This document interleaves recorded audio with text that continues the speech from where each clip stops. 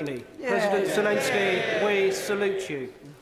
This year, the start will be made to the rebuild of Kettering General Hospital. Northamptonshire Police will reach 1,500 police officers, the highest number ever in its history, and Kettering is set to become one of the best connected towns for ultra-fast broadband in the whole country, thanks to City Fibre's investment. Together with the Prime Minister's pledge to halve inflation and tackle the NHS backlogs, isn't it time to tackle head-on the doom and gloom peddled by those who want this country to fail?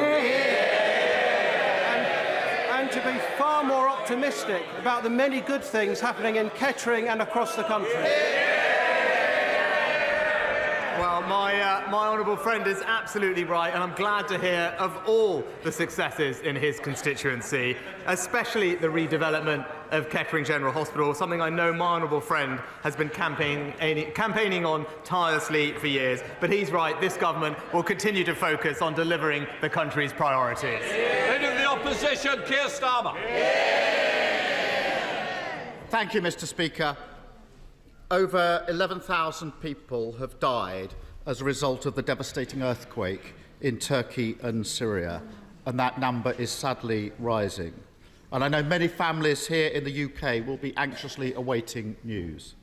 I'm sure I speak for the whole House in saying our hearts go out to each and every victim and their families, and we must do all we can to support the rescue and recovery effort.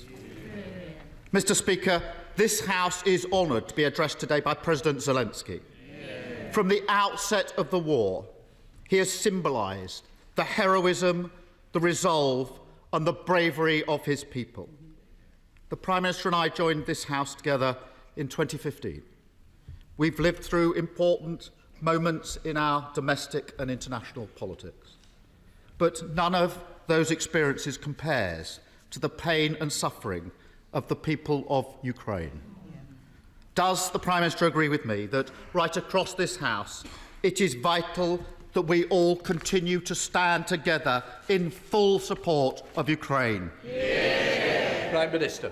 Well, can I first join with the honourable member for paying our respects and thoughts to the people of Turkey and Syria, particularly those affected by the earthquake and the first responders who are doing such a valiant job. The House will be reassured to know that we are in touch with the Turkish and Syrian authorities and providing all assistance that they have required of us, including 77 search and rescue responders that arrived yesterday and have already begun work. And I spoke to the President yesterday to ensure that we are in close communication. And can I thank the honourable gentleman for his comments on Ukraine. It's something that not only the whole country can be proud of, but the entire House can be proud that we came together to stand by Ukraine when the moment mattered, and that we will continue to stand with them united as one Parliament and one United Kingdom. Just for the record, he is the Right Honourable Keir Starmer. Thank you, Mr. Speaker, and I thank the Prime Minister for that answer, because every time Putin has been appeased, he's been back for more. And so does the Prime Minister agree with me that across this House we must speak with one voice and say this terrible conflict must end with the defeat of Putin in Ukraine?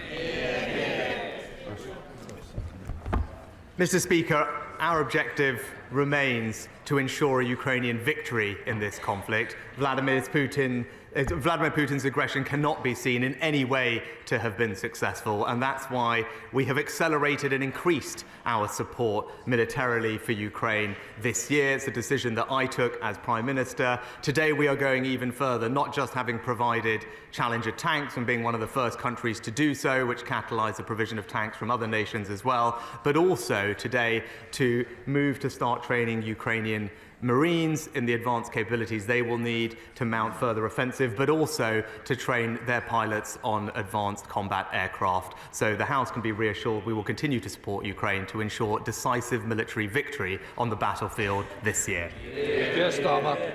Mr. Speaker, can I welcome the additional support the Prime Minister has outlined today? I've had the privilege, I'm sure he has, of seeing firsthand the brilliant work our military is doing in Salisbury to train Ukrainians in defending themselves. We all support this work and the UK's role in the international drive to ensure that Ukraine has the weapons and the technology required to defend herself. Does the Prime Minister agree that continuing this international effort is the only way to ensure Putin's defeat? Prime Minister. Mr. Speaker, the House may not all be aware that actually we have continued to train Ukrainian soldiers because it's something that we have done for years before the conflict started and something that we should be very proud of. But obviously we've intensified those efforts. Last year we trained 10,000 Ukrainian soldiers through Operation Interflex. This year the Defence Secretary announced that last year we'll be training 20,000 Ukrainian soldiers in addition to the Marines and Air Force pilots that I mentioned earlier. But the Right Honourable Gentleman is right to highlight this has been an international effort. One thing that is a mark of UK leadership in this particular area is that around a dozen other countries have all come here to the UK to take part in our training programs to support Ukrainian soldiers. Many members from around this House will have visited in their constituencies that effort. It's something that's making an incredible difference on the ground, and I know something that the President Zelensky is incredibly grateful for. Keir Starmer. I think the whole House would like to thank those involved in the incredible training that is going on. Mr. Speaker, before I entered this House, I had responsibility for fighting for justice in The Hague for victims of Serbian aggression. Does the Prime Minister agree with me that when the war in Ukraine is over, Putin and all his cronies must stand at The Hague and face justice? Prime Minister. Mr. Speaker, the Right Honourable Gentleman is absolutely right that we must hold those to account for the horrific crimes that they have committed. I'm proud that the United Kingdom has played, again, a leadership role in this regard, being one of the first countries to provide financial and technical support, putting investigators on the ground. We're shortly to be hosting a conference together with the Dutch. And also, one of the things I discussed with President Zelensky this morning is our support for the work of the ICC, where, thanks to the efforts of UK members, I'm hopeful that we will see the first indictments very shortly. Keir Starmer. Mr. Speaker, across this House, we don't just hope for Ukraine's victory, we believe in it. And part of that victory must be Ukraine's reconstruction. Does the Prime Minister agree with me that Russia should pay for the destruction it has caused through the wealth lying dormant in blocked Russian government assets? Prime Minister. Mr. Speaker, we are the third largest humanitarian and economic donor to Ukraine, £1.4 billion of support that we have provided through direct grant assistance and guarantees at multilateral lending organisations. And again, the House will remember we took a lead in imposing economic sanctions on Russian entities, including individuals and state-sanctioned assets. We've ensured the provision of funds here will be put in a foundation for reconstruction in Ukraine, and we are currently working with international partners through the legal process to use those assets to fund Ukrainian reconstruction. Of course, that's something that we all want to see, and we're working with our partners to achieve that. Keir Starmer. Thank you, Mr. Speaker. As a country, we've always been at our best when we stand up to tyrannical aggressors threatening their neighbours and peace on our continent. That's why the Labour Party helped found NATO, and why our commitment to NATO is as unshakable today as it was back then. Does the Prime Minister agree with me that whatever differences we may have, no matter what difficulties we face as a country, we in this House have a duty to stand on the shoulders of giants who came before us and support Ukraine's fight for freedom, liberty and victory? Prime Minister. Well, Mr. Speaker, we remain the leading European ally in NATO, as we always have done. We continue to increase funding in our armed forces by £24 billion at the last spending review to ensure that we maintain not just our NATO obligation to spend 2% of our GDP on defence, but also we participate in every NATO operation and remain the leading nation when it comes to contributions to NATO's Rapid Response Force and the NATO Readiness Initiative. But I join with the Right Honourable Gentleman in saying that this House and this country will stand united with Ukraine until we ensure the defeat of Vladimir Putin's unprovoked, unsanctioned aggression, and that we will make sure that Ukraine is not only victorious, but that we bring peace to its people. Thank you, Mr. Speaker. The Global Combat Air Programme, including Team Tempest, is vital for UK national security and for the world-class aerospace cluster we've got in Lancashire, with many businesses in Burnley and Padiham. This aircraft will protect UK skies, give the RAF the tools it needs for the future, and deepen our relationship with allies like Japan and Italy. So can I ask the Prime Minister, with a refresh of the integrated review taking place, to commit not just to the design and development of this aircraft, but to its production in Lancashire too, providing skilled jobs for generations to come for my constituents and residents all across the county of Lancashire? Mr. Speaker, I was delighted to announce this landmark international partnership with Japan and Italy in December. Team Tempest partners already employ 2,500 people in the UK, with over 1,200 in the northwest. And as we are making more progress, we're going to continue to invest in skills and technology at the BAE Systems factory of the future in Lancashire. Stephen Flynn, Leader of the SNP. Thank you, Mr. Speaker. And on behalf of my party, I'd like to send our condolences to all of those impacted by the devastating earthquake in Turkey and Syria, and also to welcome the exchange between the Leader of the Opposition and the Prime Minister in respect of Ukraine. We all in this House are united in our condemnation of Vladimir Putin and in our hope for a better future for Ukraine. It will be an honour for all of us to listen to President Zelensky this afternoon. Mr. Speaker, in recent days, the former Prime Minister said that she did not regret her time in office. Does the Prime Minister regret her time in office? I think we'll clear up which one, Prime Minister. Mr. Speaker, I'm grateful to all my predecessors for the contribution that they make to public life, and can I join with the right honourable gentleman in saying that I know the whole House will be looking forward to hearing from President Zelensky at the conclusion of PMQs. Stephen Flynn. Mr. Speaker, hold on a minute. Let's reflect upon the damage that was caused. 30 billion wiped off the UK economy. Pension funds brought to the brink of collapse. The pound reaching parity with the dollar. And interest rates for mortgage holders right across these aisles soaring. Now, the former Prime Minister won't apologise for the damage that she has caused. So on behalf of the Tory party, will he apologise for her? Prime Minister. Well, Mr. Speaker, on the first day that I took office, I said that mistakes had been made. But what we have done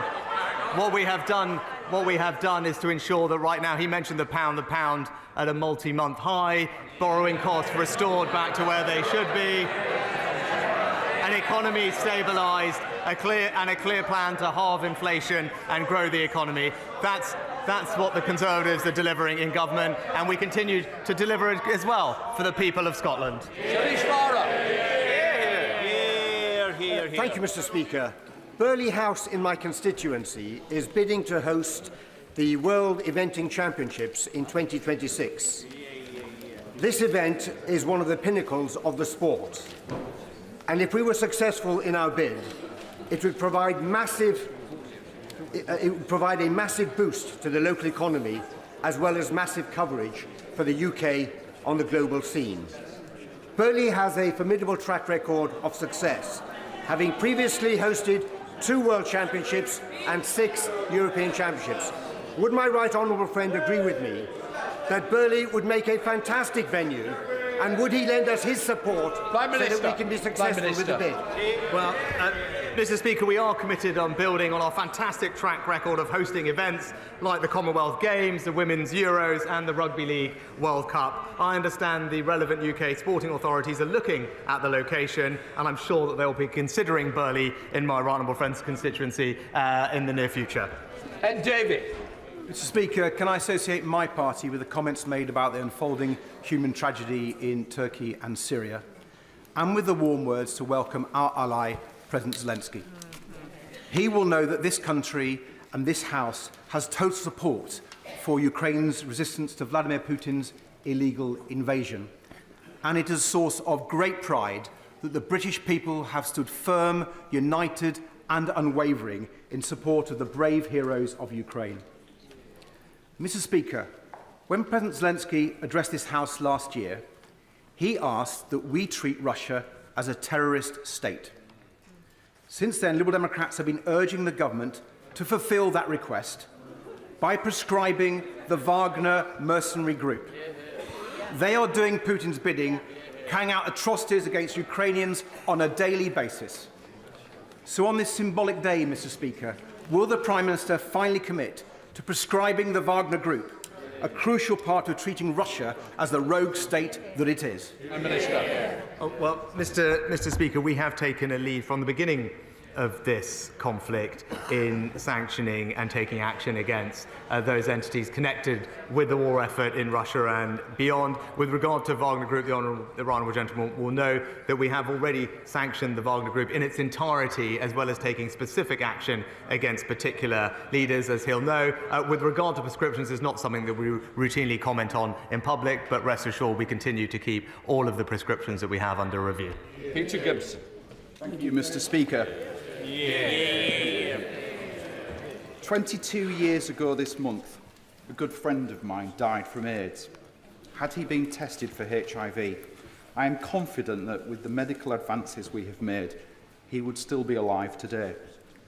As my right honourable friend will know, this week is HIV testing, and I welcome the government's ambitions to end new infections by 2030.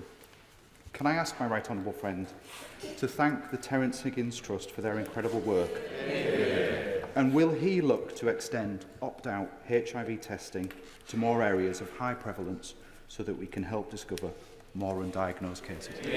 Prime Minister. Well, can I thank my honourable friend for his incredibly thoughtful question and express my sympathies to him on the loss of his friend, and join him in paying tribute to the work of the Terence Higgins Trust, as I know the whole House will also join me in doing. They do fantastic work, and I look forward to talking to my honourable friend about what more we can do to spread HIV testing and prevent more people from needlessly suffering.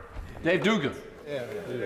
Thank you, Mr. Speaker. The UK Government's fiscally illiterate electricity generator levy will choke off billions from future investments in renewable energy projects, the kind of projects that my Angus constituency excels at delivering. This investment will find its way to more favourable jurisdictions, putting thousands of green jobs in Scotland and our energy transition at risk. So will the Prime Minister commit to scrapping this environmentally and economically damaging tax, or will he instead confirm that he and this latest Chancellor know the price of everything and the value of nothing? Prime Minister. Well, Mr. Speaker, no, I don't think it's right that because of a war, when energy companies are making windfall profits, that those profits should go untaxed. That's what our levy does. It's right that we recover those excess profits from energy companies as a result of the war and give that money back to the country in the form of support with their energy bills. What is economically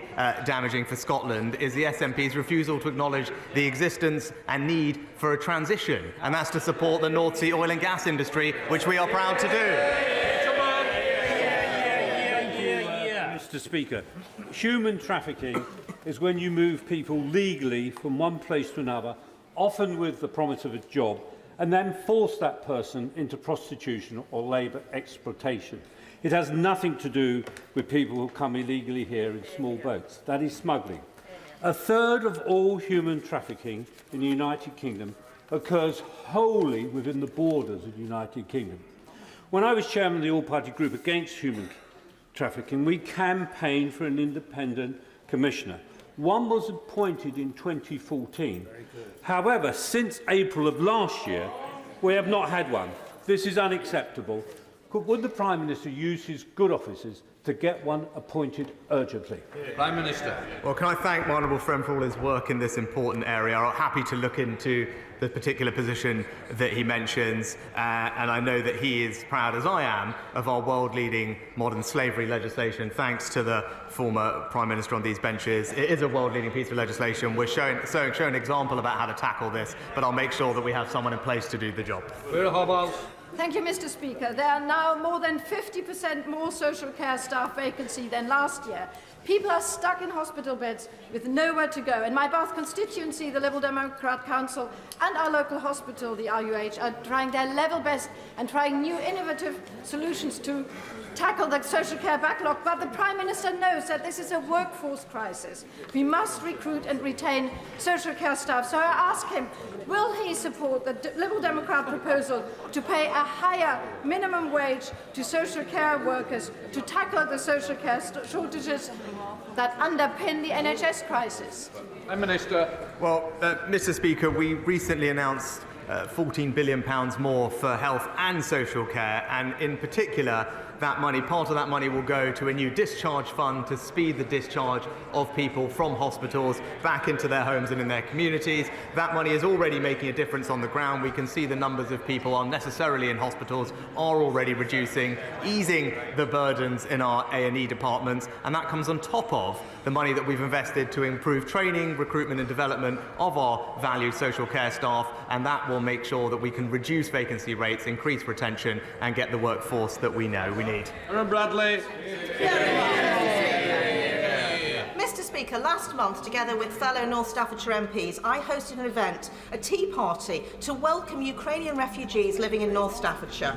Would the Prime Minister join me in thanking the sponsors, in particular Alton Towers, who hosted the event, the host families, and all the people of North Staffordshire who've made our Ukrainian friends so very welcome?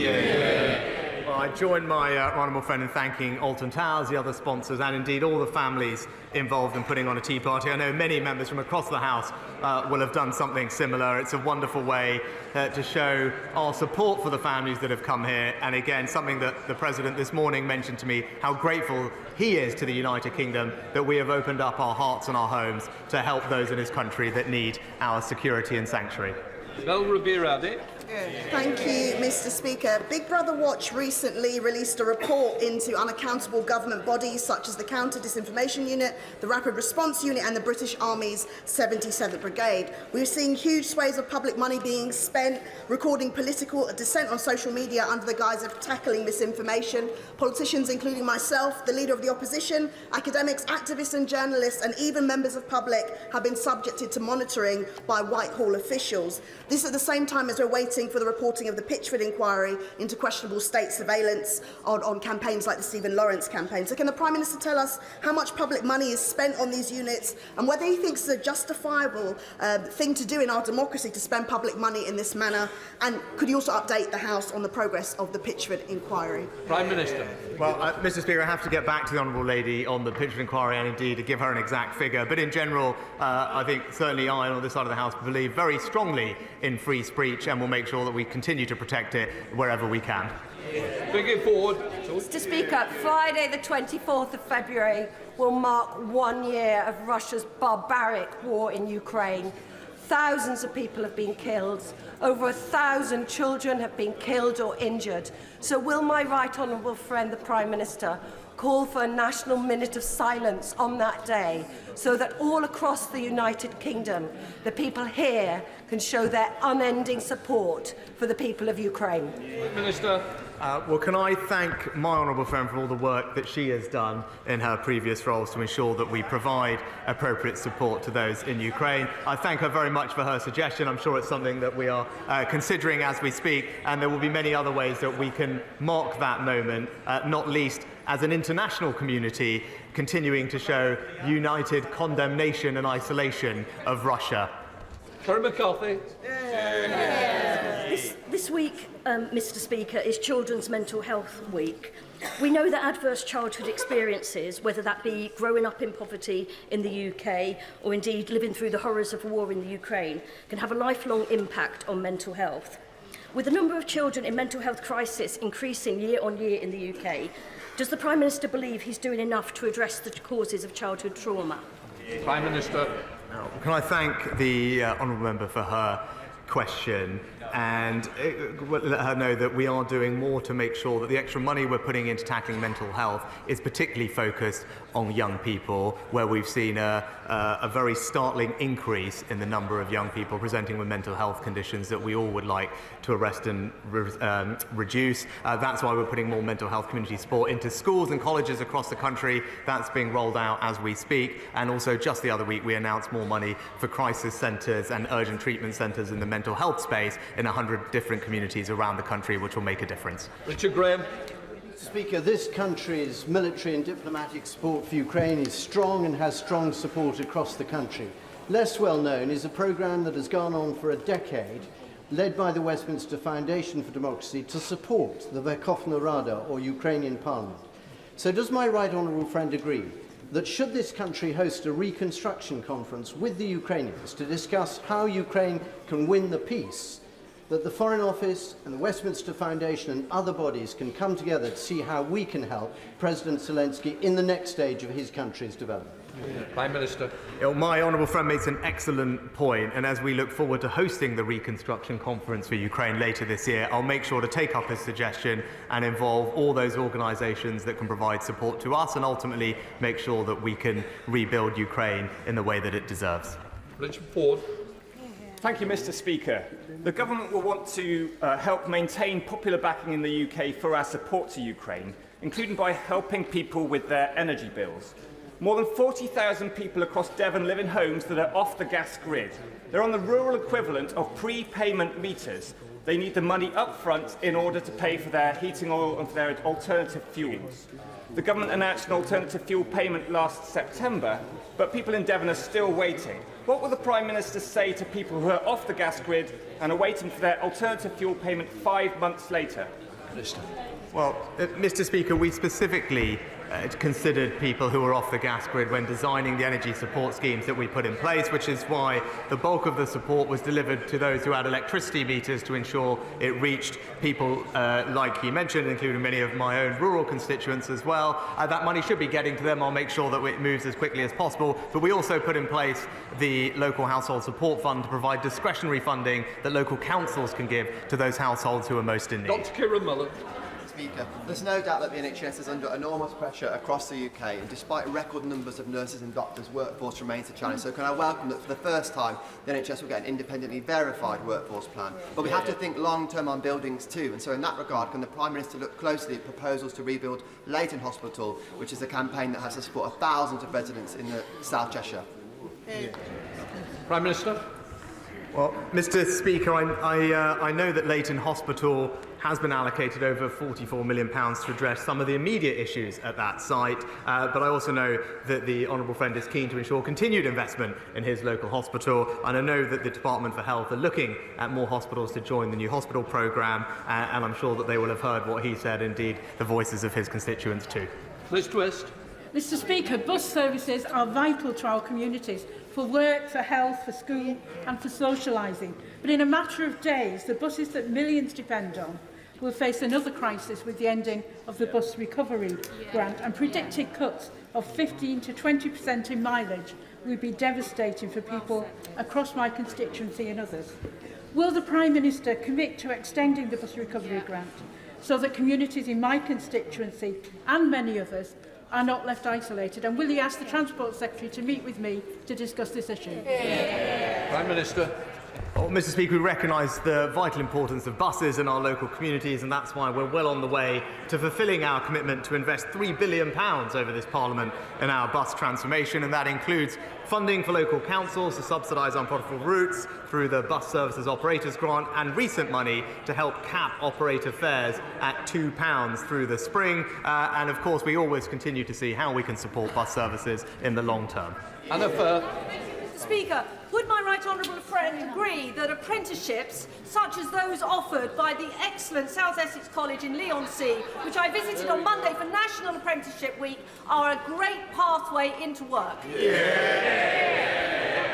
Well, Mr. Speaker, I completely agree with my honourable friend and pay tribute to her local college, particularly in National Apprenticeship Week. And I know something that we discussed just in Cabinet yesterday, we also have the country's first Education Secretary who herself was an apprentice, and it's something we're proud of. Thank you, Mr. Speaker. Mr. Speaker, can I join the Prime Minister and the Leader of the Opposition in their condolences to the victims of the devastating earthquake in Turkey and Syria?